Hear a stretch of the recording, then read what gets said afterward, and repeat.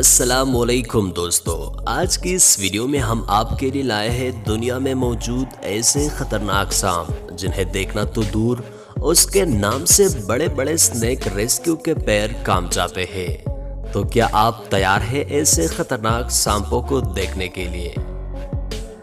33 feet anaconda. अभी हम जिस सांप के बारे में आपको बताने वाले हैं ये वाकई 33 फुट लंबा है।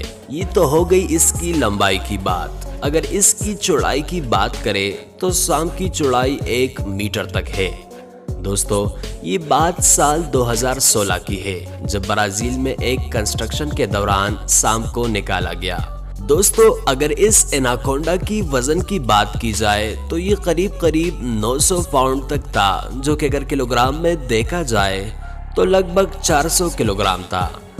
अब इतना वजन किसी इंसान के हाथों संभाल पाना नामुमकिन है और इसी वजह से इसको उठाने के लिए क्रेन का इस्तेमाल किया गया।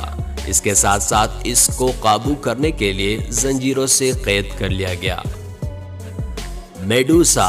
दोस्तों, मेडूसा एक रेटिकुलेटेड पाइथन है जो 12 अक्टूबर 2011 को अमेरिका के कैंसस सिटी में पकड़ा गया, जिस वक्त ये 25 फुट लंबा और 158 किलो वजनी था। जिस वक्त मेडूसा को पकड़ा गया था उस वक्त वो 10 साल का था। दोस्तों, आप यकीन नहीं करेंगे, इसको पकड़ने के लिए लगभग 15 लोगों की जरूरत पड़ी थी।